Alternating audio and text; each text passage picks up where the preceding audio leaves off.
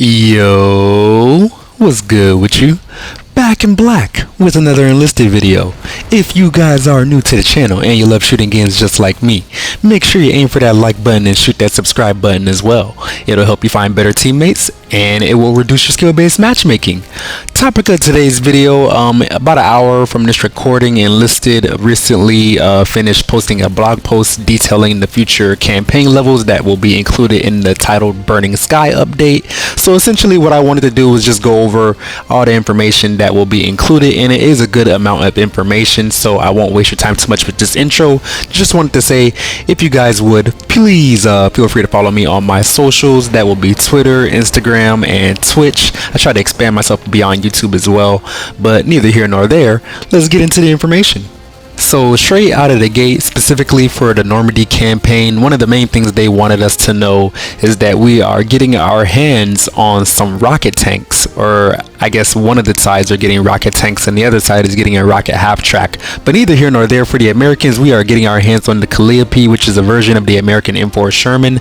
And as they go on to add some little tidbits, the main gun still operates the same. You get your main tank cannon, you get your machine guns, but now you get spoiler basically that has 60 114 millimeter rocket launchers, and you get 60 of them on top of that, which honestly in a campaign that already has a lot of explosive spam seems like this might be a little overkill.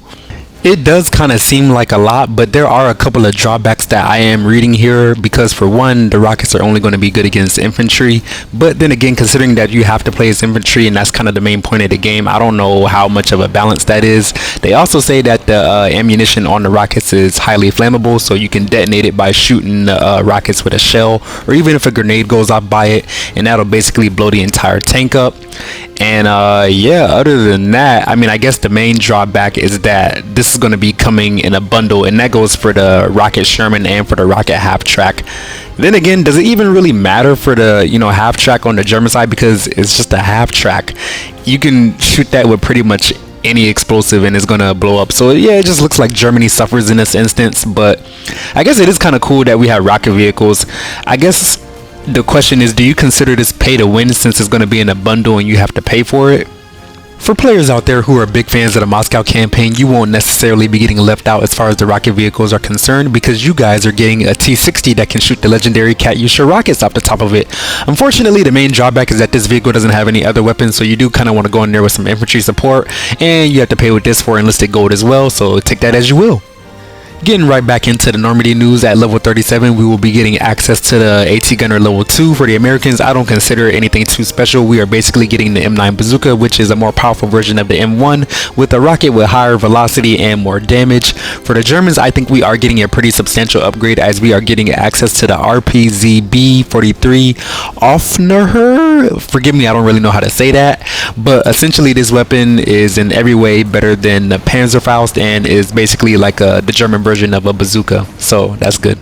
Transitioning into Moscow, at level 37 we are getting access to the legendary T-34 for the Allies. I do know this is one of the tanks that had to constantly be upgraded during the war, but I do also know in 1940 when it was first introduced it was pretty effective. For the Germans, we are getting the Panzer III variant J1, and they say this was a pretty good matchup for the T-34 considering the fact that it had a 50mm long barrel gun, which was pretty good at pinning. But of course, tanks in general, you just want to go around the side, shoot them in the back, or obviously where the ammo is located, and you'll be fine. For those of you who do like to spend copious amounts of money on this game, we are getting some new premium sniper squads in the Moscow campaign. For the Russians, we are getting the SKT-40 carbine, which is a shortened version of the ABT-40 sniper version, which honestly I don't know too much about this gun, but let's be real, it can't honestly be better than the SVT-40. For the Germans, on the other hand, we are getting the very recognizable Guro-41 with the sniper modification on it, which is just a predecessor of the G43, which is also a really excellent gun as far as one-shot kills are concerned, so I'm sure you guys will enjoy that as well.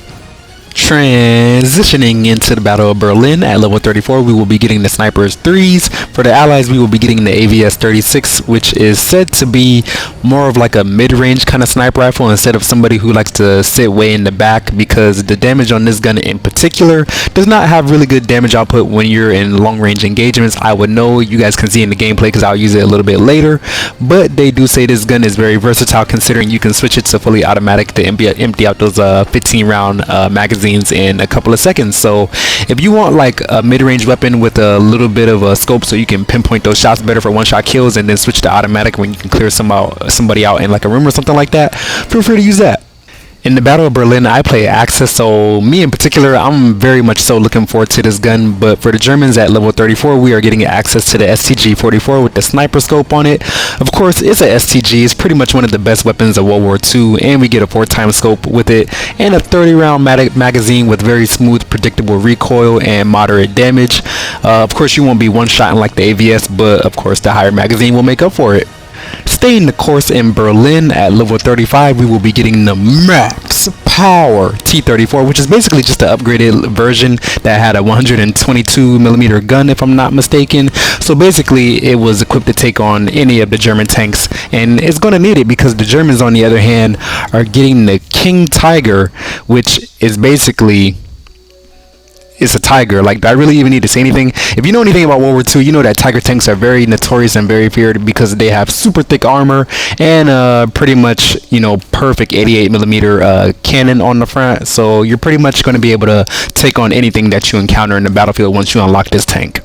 For the premium portion of this Berlin campaign level update, we will be getting access to some new paid assaulter squads. For the Allies, they are getting the AS-44, which is basically an experimental version of an assault rifle that was kind of copied off of the MKB, aka the STG, and eventually this prototype went on to compete and kind of, you know, it was like the predecessor to the AK-47, but that's neither here nor there. It's basically a pretty good SMG type weapon with a 30-round magazine. The Germans, on the other hand, are getting another experimental weapon known as the STG-45, and this basically had some modifications made to the STG-44, but never made it to the front line because the war ended before then, so it wouldn't have mattered anyway. So yeah, if you like spending money, you guys can pay for that and play around. Let me know how it is, because I'm not buying it. Moving on to the Battle of Stalingrad, we actually have something that will give the riflemen a little bit more versatility and uniqueness on the battlefield. At level 27 for the Allies and the Axis, we are getting riflemen with anti-tank grenade launchers for obviously the Mosin Nagant and the Kar-98. The difference is with these grenade launchers, not only can they take out infantry, but you can also pierce thin armor on armored vehicles. So that's going to be like the top of the tank, or you could probably aim for the tracks, or you could shoot the tank in the engine. And basically anywhere in the critical area, you can do a little bit more damage, which is good. So you won't necessarily need you know, a bomber or anybody of that nature or that class to deal with tanks. But yeah, anything that makes the riflemen more unique and versatile on the battlefield is a A+ to me. I like it.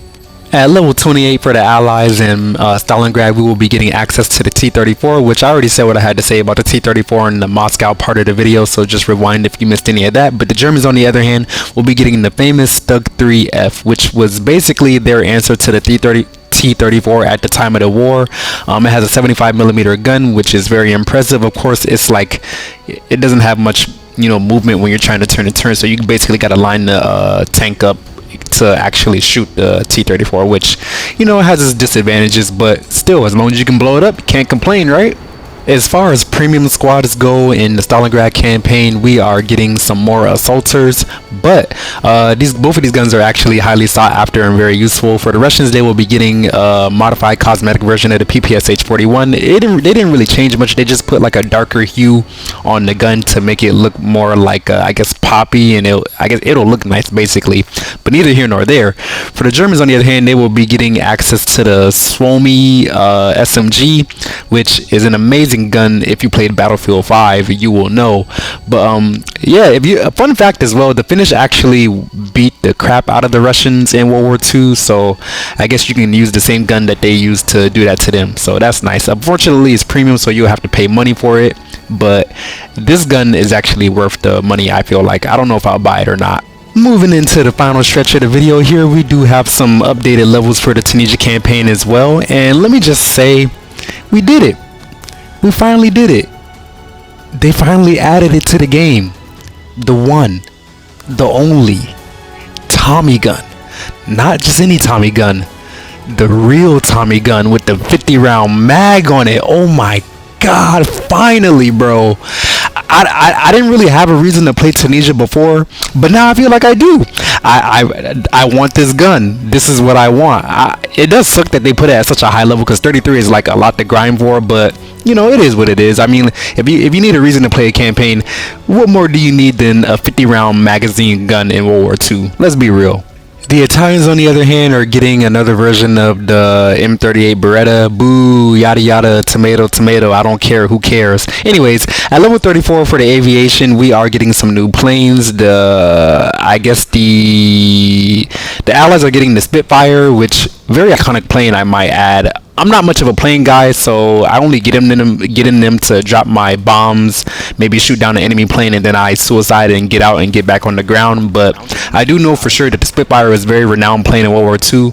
I'm not sure what the armament is going to be, but I do know that it has very good maneuverability. The Italians, on the other hand, are getting the BF-109, has good speed, good boom and zoom attacks. I'm sure that's going to be good as well. Last part of the video, we are getting some premium squads, some premium plane squads at that, for the Tunisia campaign. The British are getting the Mosquito, which comes with 2 500-pound bombs. That's very OP. The Mosquito's competitor, they are getting the Beretta 88, which has 3 100-kilogram explosives at once. The Italians suffer. It is what it is. But that's pretty much it for the video. That's all the updates we are getting as far as the what's this operation called?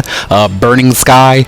Yes, it'll be coming out soon. We know what the new levels are going to be, and yeah, just let me know what you guys are excited for. I'm really happy about that 50-round Tommy gun. I've been wanting that. It's my favorite gun ever. It's my favorite gun in World War II, yada yada. Going to be grinding for that. But if you enjoyed the video, found it insightful, found it entertaining, found anything useful, feel free to hit that like button, shoot that subscribe button as well. And I hope you have a good day. Feel free to follow me on my socials. Black Guy out.